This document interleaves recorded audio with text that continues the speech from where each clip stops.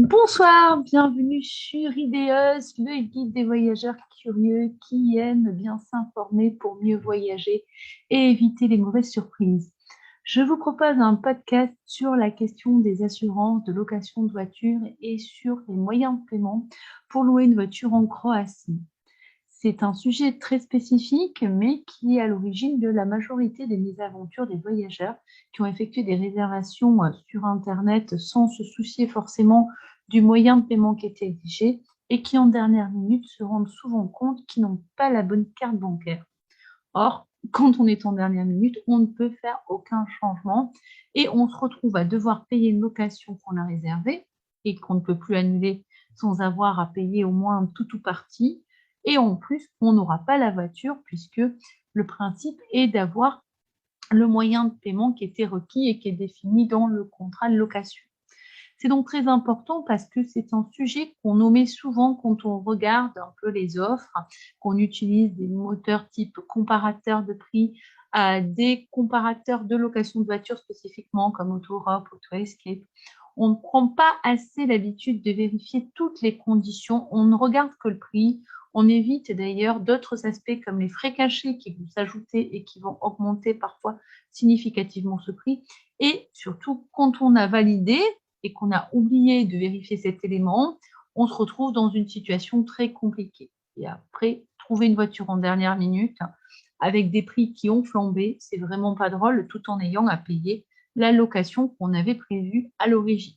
C'est pourquoi je veux vraiment insister sur cet aspect de la carte bancaire, car c'est central et c'est d'ailleurs l'élément que vous devriez regarder en priorité, surtout si vous n'avez pas la possibilité de prendre une carte de crédit. J'ai expliqué un peu pourquoi ça peut être compliqué pour certains. Alors, en France, en fait, nous avons des cartes différentes. La carte classique, c'est la carte de débit, qui est une carte où on paie. En fait, on est débité avec une autorisation qui est demandée au moment du paiement. Et en fait, il n'y a pas de possibilité de payer a posteriori. Donc, il n'y a pas de report de ce paiement un mois après, par exemple. Quand on a choisi une carte de crédit, c'est une carte qui autorise à payer soit en comptant, soit en faisant crédit, avec évidemment un crédit qui est facturé par la banque. C'est pour ça qu'on a en général deux options sur la banque et qu'il faut toujours vérifier quand on fait le terminal de paiement. On doit regarder si on a bien choisi comptant, parce que dès qu'on paie à crédit, on a quand même des crédits qui vont jusqu'à 19%, ce qui est quand même énorme. Donc, ça, ce sont les cartes de crédit telles qu'en France, elles sont prévues. En général, une carte de crédit est aussi une carte à débit différé, c'est-à-dire que vous avez la possibilité de demander le report de l'ensemble de vos achats pendant un mois au mois suivant à une date que vous fixez. À ce moment-là, tout est répertorié par la banque, ça reste disponible sur votre compte en fait et ce n'est retiré qu'à cette date spécifique. Carte de crédit ou carte de débit différé, c'est la même chose. En réalité, c'est juste une question de formulation parce qu'en France, on aime bien se compliquer les choses. Mais la carte de crédit, c'est le terme qui est employé dans le monde entier pour définir une carte avec laquelle on peut payer et avec laquelle on peut obtenir des possibilités de crédit. C'est donc important de bien le vérifier. Sachez qu'en France, une réglementation oblige d'ailleurs les banques à n'octroyer des cartes de crédit que sous condition. Donc tout le monde ne peut pas avoir accès à une carte de crédit, même en la demandant, puisque ces réglementations supposent que vous ayez soit un solde disponible qui va de 5 à 10 000 euros, quand même assez important pour certains, soit d'avoir des rentrées financières qui tous les mois permettent de justifier d'un salaire, d'un revenu. Donc, c'est toujours difficile pour, par exemple, les auto-entrepreneurs d'avoir ce type de carte parce qu'il faut des rentrées qui sont fixes ou qui le sont le plus possible. Disons qu'il y a une garantie qu'on va avoir un minimum de 1 800, 2 000 euros jusqu'à 2 500, 3 000 euros sur certaines cartes supérieures. Donc, tout le monde n'a pas accès à ces cartes. C'est pourquoi quand vous allez vous tourner vers votre banque et que vous allez demander à un spécialiste de la carte bancaire de vérifier quelle est la carte dont vous disposez et quelles sont vos possibilités, il faut bien vérifier en fonction de la réglementation pour être sûr que vous aurez accès à une carte de crédit si besoin. Il y a des personnes qui vont donc pouvoir simplement faire une montée en gamme. Certaines banques ne vont pas le facturer parce que c'est très momentané. D'autres le factureront et vous imposeront de conserver cette carte ultérieurement. Donc, c'est toujours une prise de tête parce que ça dépend d'une banque à l'autre, des conditions qui sont appliquées et de vos propres ressources personnelles, de ce que vous avez sur votre compte bancaire. Donc, il n'y a pas de réponse idéale à donner, si ce n'est que vous avez l'obligation finalement de vérifier auprès de votre banque ce qui est possible, ce que vous avez exactement comme carte et quelle est votre marge de manœuvre pour en changer. C'est très important de le faire avant d'avoir à finaliser la réservation sur les moteurs de recherche, sur les divers sites que vous avez pu consulter, Europcar, Hertz, Six, pour ne citer que les plus connus, Adriagate, Unirent, Novarent, tout ce qui est croate. C'est vraiment avant qu'il faut s'être informé. Donc, si vous avez une première démarche à faire aujourd'hui, c'est de contacter votre banque, de demander à un spécialiste de la carte et de vérifier quelles sont les possibilités données par votre carte. Vous avez aussi la possibilité vous-même de vous informer en regardant les brochures associées à la carte bancaire dont vous disposez. En général, quand on va sur les sites des banques, on a l'ensemble des informations qui sont données, avec les noms de chaque carte et ce qu'il est possible ou pas d'avoir. Donc déjà, c'est une information que vous pouvez trouver en allant consulter votre site, mais ça ne suffira pas. Vous pouvez bien sûr consulter la brochure détaillée du contrat de votre carte bancaire. Là aussi, vous aurez des informations, mais rien ne vaut d'avoir vérifié auprès d'un conseiller pour être sûr d'avoir intégré tous les paramètres. Je précise qu'aujourd'hui, la Croatie n'est toujours pas dans la zone euro. Ça devrait changer à partir de 2023, mais ça signifie que le fait que la Croatie soit dans l'Union européenne ne va pas faciliter la démarche, puisque les paiements sont toujours en carte de crédit. Dans 95% des agences, ce n'est pas non plus l'euro, donc il y a bien des frais quand on paie avec une carte bancaire en Croatie à ce jour, à moins d'avoir une carte spécifique justement qui supprime les frais de transaction. C'est à vous aussi de vérifier en même temps s'il y a possibilité d'éviter de payer tous les frais par rapport à la carte bancaire que vous pourriez utiliser lors de votre séjour, parce que les frais sont aussi assez notables et vont enchérir un budget qui a déjà beaucoup flambé avec la crise du Covid, avec toute l'inflation et les augmentations diverses et variées qui sont en ce moment prévues pour la Croatie. Donc, ce n'est pas une raison pour encore ajouter tous les frais bancaires, parce que sinon, on ne s'en sort pas et c'est beaucoup d'argent dilapidé pour des personnes qui ne le méritent pas. N'hésitez pas à en profiter de votre entretien pour aborder tous les aspects en question. Maintenant que nous avons fait une clarification sur la carte de crédit et de débit, c'est important de savoir qu'aujourd'hui, il y a des systèmes qui sont acceptés par les agences et qui n'étaient pas jusqu'à peu, parce que chaque banque a son propre fonctionnement et le type de carte peut varier beaucoup. En France, il y a également des cartes après autorisation, des cartes qui permettent en fait d'interroger la banque pour savoir si le montant nécessaire est disponible pour le bloquer, pour fixer un engagement de manière à ce que vous soyez en conformité avec le moyen de paiement. Donc, si vous avez une carte avec prépaiement ou avec empreinte bancaire, il sera aussi possible de demander en fait l'allocation de voiture pourrait être envisageable. Toutes les agences de location n'acceptent pas ce type de carte, mais de plus en plus vont le faire puisque c'est une évolution européenne. Les cartes à empreinte bancaire sont censées être plus sécurisées, permettre de ne pas retirer les sommes et simplement de les bloquer au cas où elles seraient nécessaires. C'est donc un système européen qui va se développer. Il y a des pays comme l'Allemagne, l'Autriche où c'est déjà très très commun. Ce n'est pas le cas en France, mais ça viendra. Donc, si vous avez une carte de ce type, votre assurance, votre banque pourra vous le confirmer et vous pourriez utiliser donc ce type de carte sans avoir à prendre une carte de crédit pour votre location.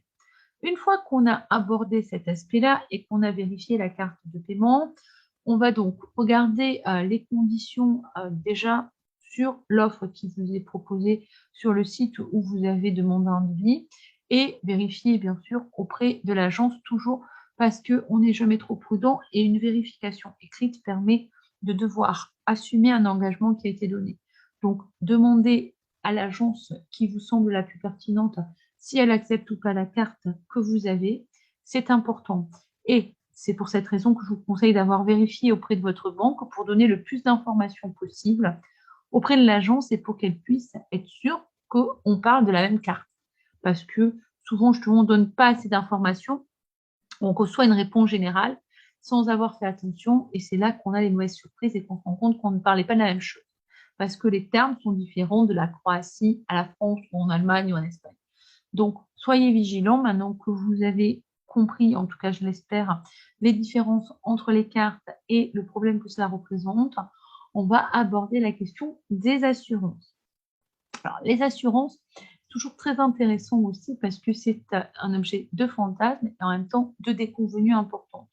Moi, la première, je me suis fait léser en utilisant ma carte bancaire en pensant bénéficier d'une assurance que je n'ai pas eue au final et je l'ai très mal pris alors que je me trouve assez vigilante et plutôt exigeante et je lis beaucoup les contrats et j'essaie au moins d'identifier ce qui me semble important. Donc, on n'est vraiment jamais trop prudent. C'est vrai que pour ne pas avoir de problème, il faudrait être avocat, expert en assurance, expert en location de voiture, c'est quand même très compliqué. Donc, j'essaie de clarifier le plus possible, mais on est vraiment dans des domaines où il y a beaucoup de choses à intégrer et le problème est toujours justement de bien identifier chaque difficulté et de vérifier ça sur chaque site pour être sûr qu'on n'aura pas de problème. Voilà pour les assurances. En fait, ce que je souhaiterais vous rappeler. Alors, déjà, en principe, toute location de voiture inclut une assurance de responsabilité civile qu'on peut appeler aussi assurance basique. C'est-à-dire que quand vous allez louer une voiture, vous devez être automatiquement assuré pour les dommages que vous causerez à des tiers. Les tiers ne sont pas ceux du véhicule, mais bien des personnes avec qui vous auriez un accident éventuel, un problème. Si vous avez une rayure parce qu'il y a eu un problème avec une autre voiture et que vous l'avez identifié, ce tiers-là a peut-être un problème aussi de son côté sur sa voiture, donc il doit être indemnisé. Il doit y avoir une assurance de responsabilité civile qui couvre les dommages, y compris les dommages très graves en cas d'accident, de mort. Donc, c'est important d'avoir cette assurance. Elle est obligatoire dans la réglementation croate. Donc, celle-ci, vous ne pouvez pas l'éviter. Sinon, vous ne louerez pas la voiture. Ensuite, il y a toute une gamme d'assurances qui vous permettent d'améliorer cette couverture et de garantir les risques avec plus ou moins alors, je vais y arriver. Plus ou moins de garanties qui sont intégrées parce que toute assurance a un coût. Plus on veut garantir, bien sûr, plus cela va coûter cher et ça va jusqu'à 20-25 € par jour de location, ce qui est quand même vraiment pas négligeable pour ce qu'on appelle une garantie casco, tout risque ou premium, c'est-à-dire qui prend en sorte de couvrir toutes les dommages et les accidents, les problèmes que vous pourriez rencontrer.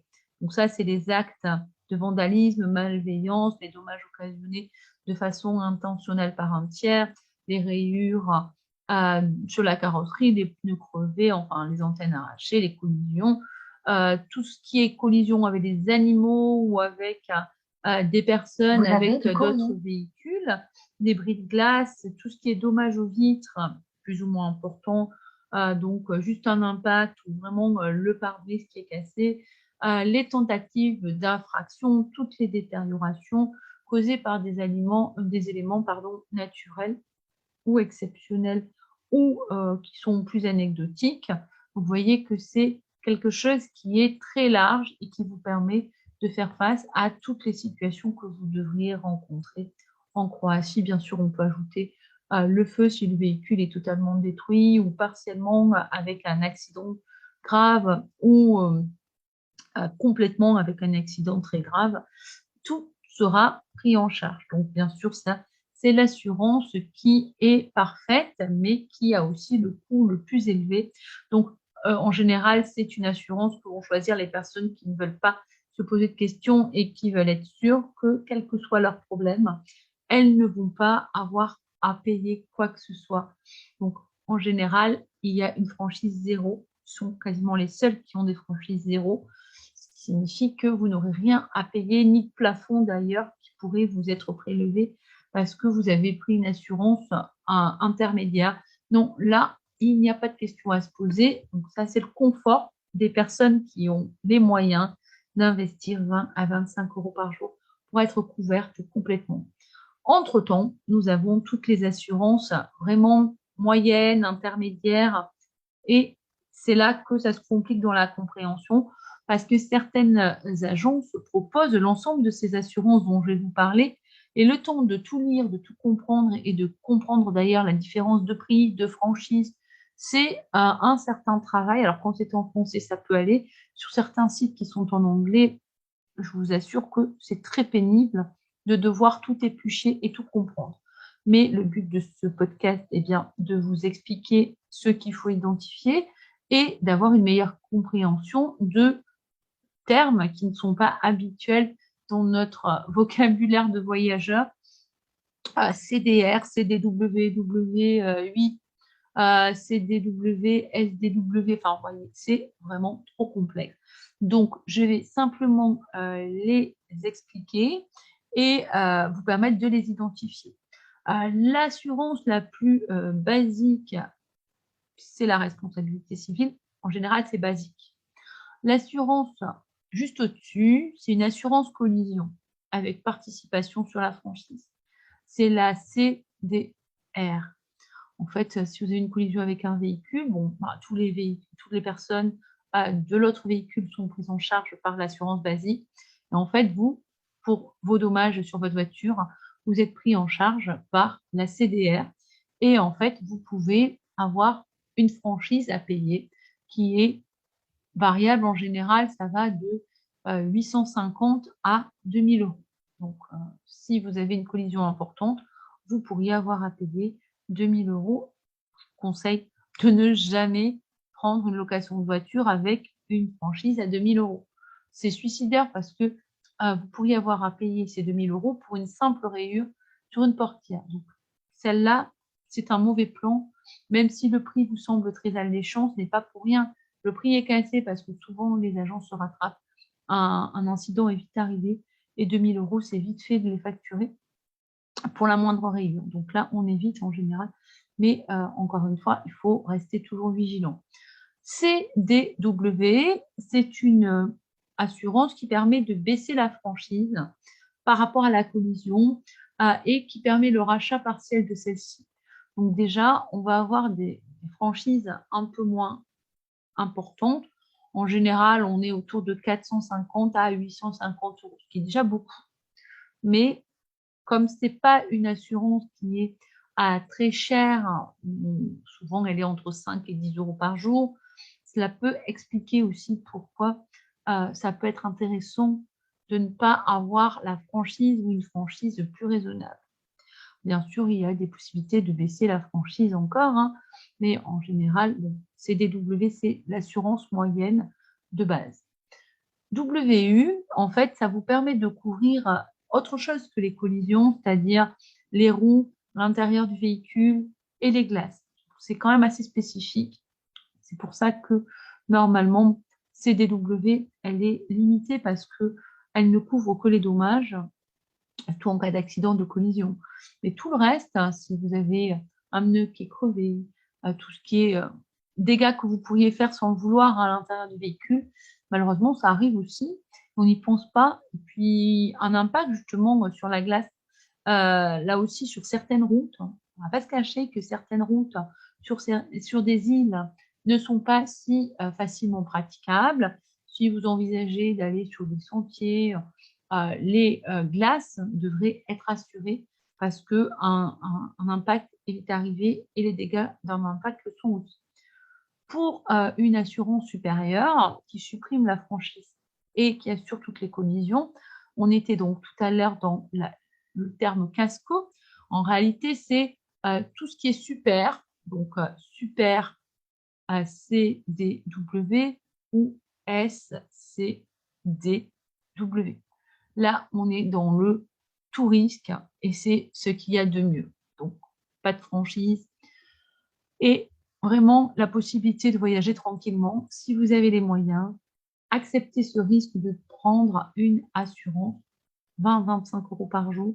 Ça peut sembler beaucoup, mais par rapport à tout ce que ça va retirer en termes de franchise et de risque, vous allez quand même voyager plus confortablement. Et quand on fait un road trip, par exemple, à travers la Croatie, à travers des régions où l'état des routes peut être variable, où on va peut-être rentrer à l'intérieur des terres et trouver des routes qui sont un peu plus délicates.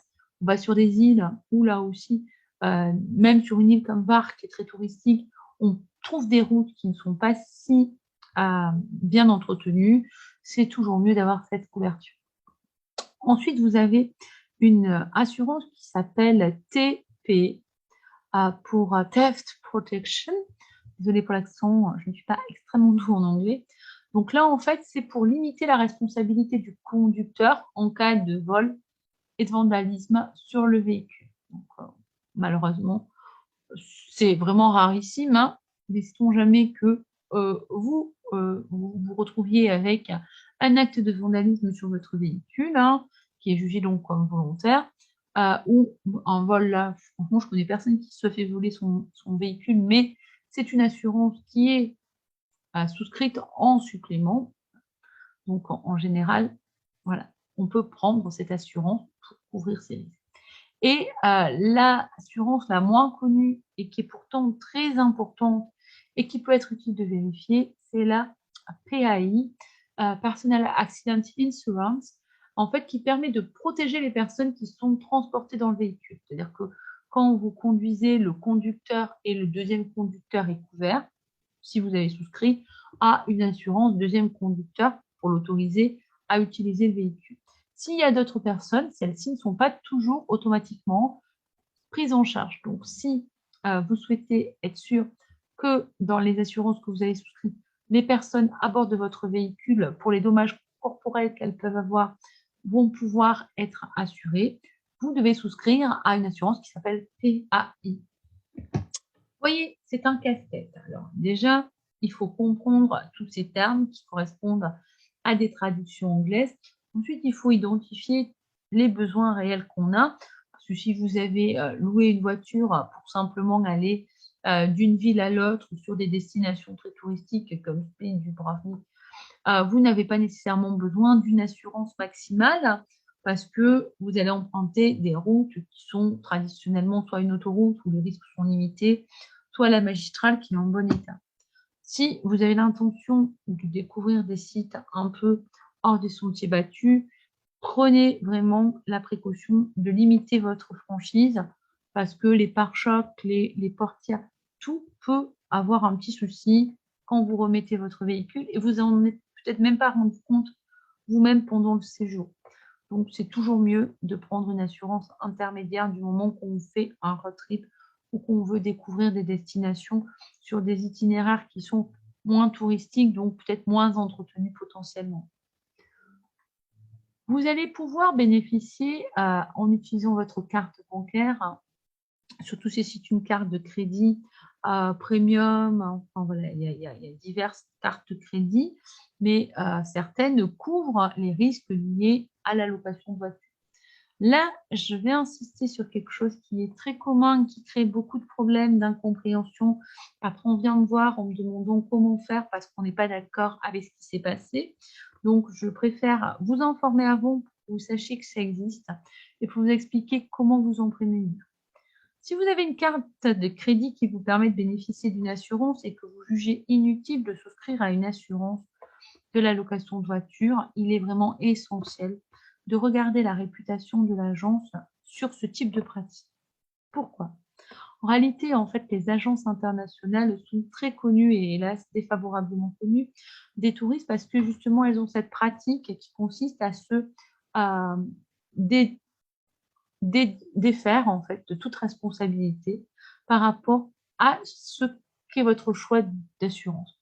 Si vous avez décidé d'utiliser votre carte bancaire et de ne pas recourir à leur assurance, comme l'assurance fait partie de leur marge et de ce qui les intéresse, elles ne vont plus répondre forcément en cas de problème et elles vont vous laisser vous débrouiller tout seul. Que se passe-t-il quand on a un problème? On doit remplir un dossier de demande pour pouvoir acheter la franchise, pour pouvoir agir avec l'assurance qui était prévue par la carte bancaire. Là, vous allez tourner vers votre banque, l'assurance bancaire spécifiquement, c'est encore autre chose. Cette assurance, elle a des conditions, elle a des demandes spécifiques de documents qui vont être exigés pour pouvoir faire un dossier. Et il faut savoir que pour faire ce dossier, vous allez impérativement avoir besoin d'une agence de location coopérative qui va vous donner les documents en question pour que vous puissiez les transmettre à votre banque. C'est bien là qu'il y a un problème puisque les agences internationales n'en ont rien à faire de ce dont vous avez besoin, donc ne vont pas toujours être coopératives et vous donner les documents. Si vous ne pouvez pas avoir ces documents, vous ne pourrez pas remplir toutes les conditions du dossier de votre assurance bancaire. Si l'agence vous renvoie vers un autre interlocuteur, vous allez longtemps tourner en rond pour essayer d'obtenir les documents en question. Le problème, c'est que l'agence locale où vous avez pris la voiture ne va pas forcément vous répondre, elles ne se sentent pas concernées.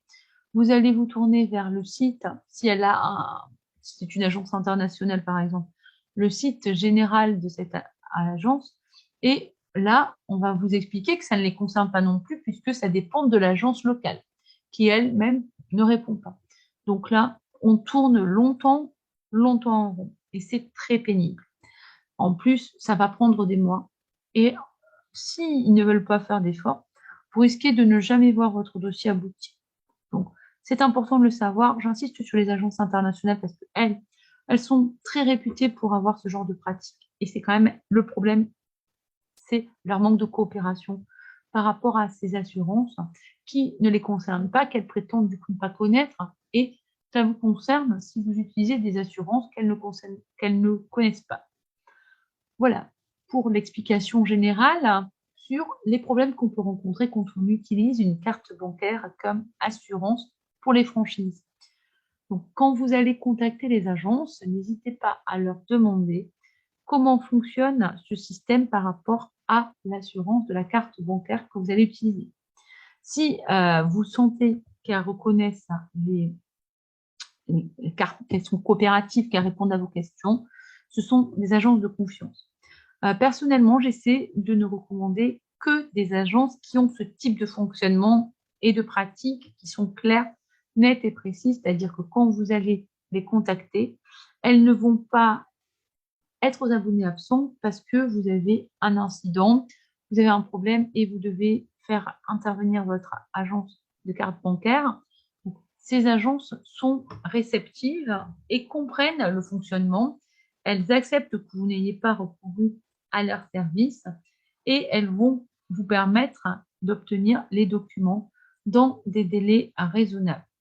C'est pourquoi j'ai essayé de ne retenir que des agences qui sont fiables à ce niveau, et c'est pas peu dire, parce que c'est loin d'être évident d'avoir une réponse, une réactivité et un professionnalisme dans tous les domaines de la location de voiture. Donc, vous n'êtes bien sûr pas obligé de me croire, hein, mais j'ai toujours tendance à expliquer que si je m'engage justement par rapport à une location, c'est parce que j'en connais les tenants et les aboutissants, et que pour moi, cela faisait partie justement de la condition.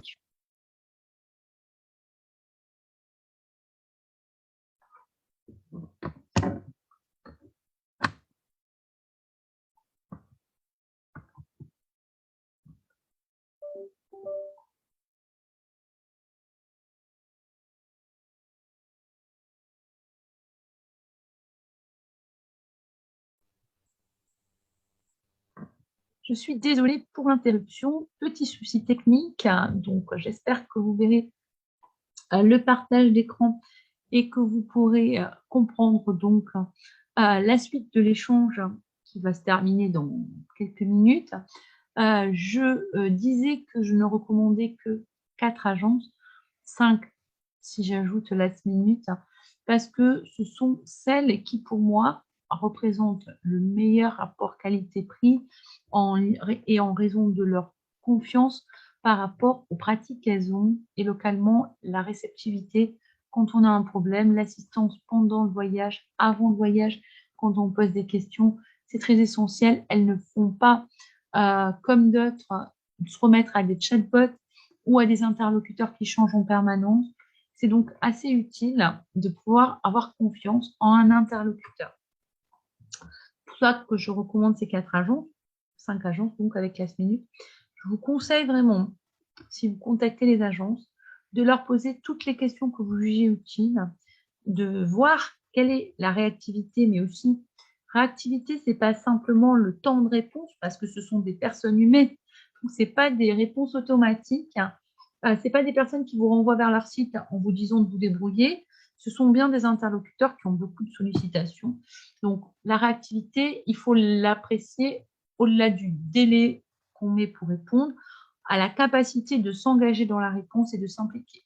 Donc, pour moi, c'est très essentiel et connaissant certaines agences internationales, on sait très bien qu'à ce niveau-là, ça pêche beaucoup. Et c'est pour ça aussi qu'elles ont des mauvaises expériences avec les voyageurs parce qu'elles savent qu'elles ne réussissent pas forcément grand-chose. Elles sont beaucoup trop puissantes, donc elles peuvent se permettre, ça se noie dans l'ensemble des autres retours d'expérience. Mais l'important, en fait, c'est de savoir en connaissance à qui on a affaire et d'être conscient que l'interlocuteur est réceptif et comprend ce dont vous lui parlez. Là, ce sont des agences francophones, donc c'est d'autant plus simple pour se comprendre. C'est pas gagné d'en trouver en Croatie. Moi, je vous conseille celle-ci. L'agence Lena à Split à Zadar et dans les environs. On ne peut pas remettre la voiture en dehors de ces villes. L'agence Turquoise, qui est vraiment très bien, qui est basée à Dubrovnik, qui dessert vingtaine de villes et aéroports. L'agence Adriagate, qui est une intermédiaire, mais qui, elle, en tant qu'intermédiaire, fait un travail au niveau des assurances, des packs, qui est très compétitif et que je trouve très bien. Et sur 12 ans, 13 ans de collaboration, même quand il y a eu des soucis avec des voyageurs qui étaient très rares, elle a toujours assuré et elle a toujours tenu ses engagements. Donc, c'est très important aussi de savoir qu'une assurance, c'est une chose, mais après, le fait d'assumer si une information, par exemple, erronée a été donnée et d'être conscient qu'il faut accepter ses défauts quand on a fait une erreur, c'est pas si évident. Donc, l'agence Adriagate, pour les 2-3 fois que j'ai en tête en 13 ans, elle a toujours été capable de répondre justement favorablement à des différends qu'il pouvait y avoir. L'agence Avax qui est très bien parce que justement, elle intègre tout dans ses offres. Donc, vous n'avez que des offres premium pour ainsi dire. Alors, premium, c'est la facilité. Donc, ça explique aussi que les prix ne sont peut-être pas les moins chers que vous trouverez parmi l'offre de ces agences, mais vous savez que vous voyagez l'esprit tranquille. J'espère que vous avez compris l'essentiel de ce qu'il fallait retenir, que vous avez identifié les problématiques qui peuvent se présenter à vous. Je vous souhaite un bon voyage, de bons préparatifs. Surtout, n'hésitez pas à contacter votre agence bancaire avant toute finalisation de réservation. Quand vous demandez des devis, spécifiez tous vos besoins pour être sûr que tout sera compris, y compris les options qui sont facultatives puisque ce sont des options, mais dont vous pourriez avoir besoin pour votre projet, c'est-à-dire sortir des frontières, emprunter des ferries parce que vous êtes senior ou junior, que vous avez moins de 25 ans et que vous êtes soumis par la réglementation croate à un supplément d'assurance. Vérifiez tout ça auprès des agences, c'est important. Ne vous contentez pas des recherches sur les moteurs parce que ceux-ci sont automatisés pour aller au plus simple et proposer des prix de base qui sont parfois différents du prix final que vous payez. Et surtout, posez toutes les questions. Ne vous sentez pas obligé de ne pas le faire parce que vous avez l'impression d'être abusé. Des professionnels sérieux considéreront normal que vous posiez ces questions et répondront sans problème à chacune puisqu'il n'y a aucune raison de ne pas le faire. Voilà en gros ce que je voulais vous dire sur ce sujet. J'espère que ça vous sera utile. Et encore une fois, je vous dis à bientôt pour un nouveau sujet.